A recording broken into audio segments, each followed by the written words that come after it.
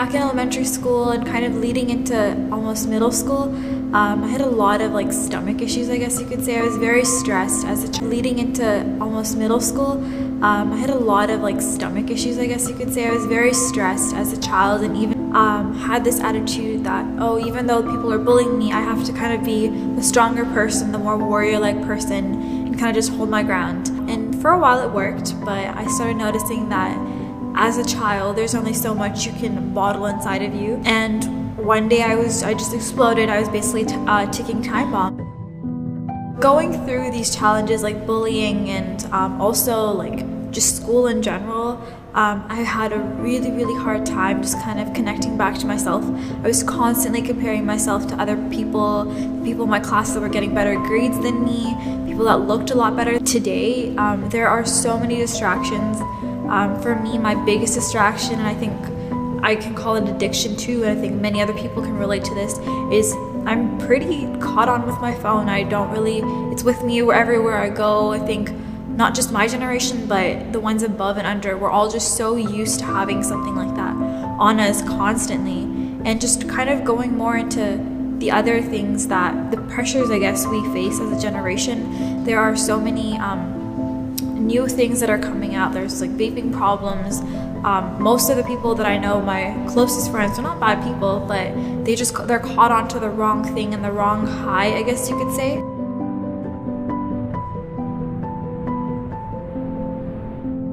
I found that meditation really helps me kind of calm down, and when I came to that calm state, I was really able to also bring my body and my inner organs, I guess you could say, into a more calmer state, which really helps me kind of stay focused in school and just do better in life, because I was a lot more relaxed and not always hurting.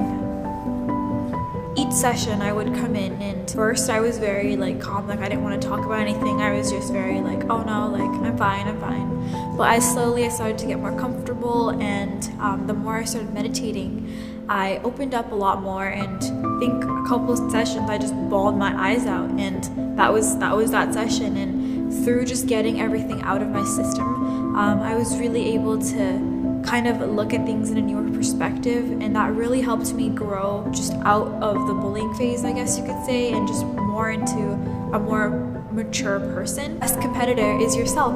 So that's where kind of the little motto came, ananya to ananya, or your name to your name. And from then on, I kind of realized that when you start comparing to yourself, you become your first priority, which puts everybody else kind of on the secondary list. And when you do that, you accomplish your tasks and your performance level increases a lot more. So a good example of this, I guess, is once when I was fencing, it was a competition. I used to be a fencer. I was really struggling with getting my points in because I was very concerned about what the other person was doing. But the second I kind of stepped back and kind of fought with myself rather than thinking of it as fighting with the other person, I was able to kind of relate to myself, and I was just trying to beat myself.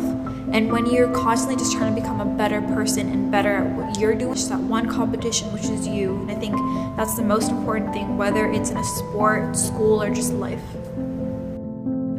When you meditate, when you kind of go within yourself, you're focused more on yourself. And when you do that, you're able to make these decisions essentially more relating and competing with yourself. And I think when you do that, you're able to make decisions like saying no to things and saying no to people when you know it's not correct for you. And I think that's a skill that a lot of our generation, when I wake up, I look like I'm a supermodel, or just my face gets a lot more thinner, and I'm there's a fresh layer of foundation on my face.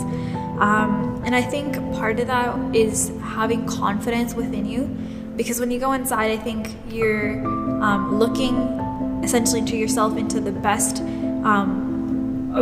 face or best way you can be.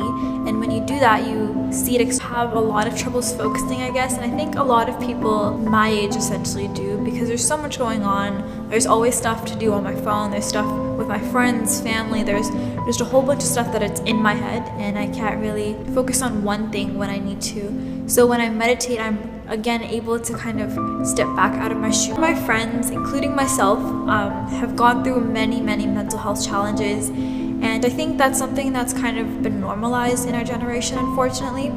But I think it's also really positive that we're also recognizing that mental health challenges are real.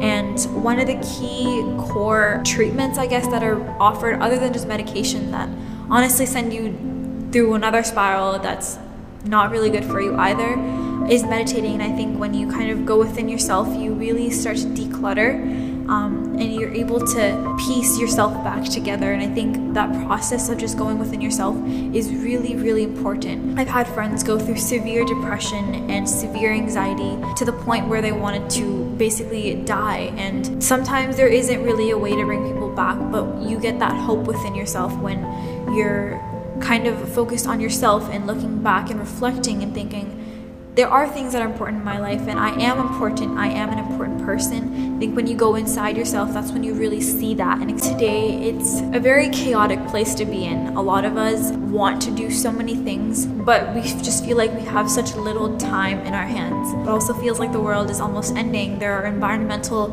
issues going on. There are battles between countries going on at the moment.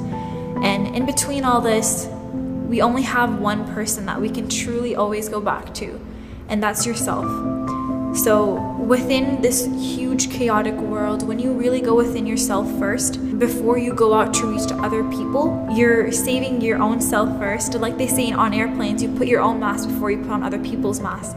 So essentially what I'm trying to say is self-care is so important, and self-care isn't just physical. It's not just putting on a face mask and going for a nice jog. It's also going within yourself, reflecting back and saying, am I okay? What am I doing with my life? Am I happy? Am I sad? Reflecting on your feelings. And I think part of that is also related to meditating and going within yourself, like I said. And when you do that, you're really able to get yourself kind of nicely wrapped up and ready for the world. And when you are ready for the world, you're able to share and do better things and carry on with your purpose, whether that's through environmental causes and helping the world get back on its feet, or for me, if it's international relations and helping two different countries fight in a more peaceful manner rather than using their weapons. So I think when you go back to yourself, you're essentially putting yourself on the line first, which makes you a better person, helps you carry that out to everybody else. So take care of yourself first.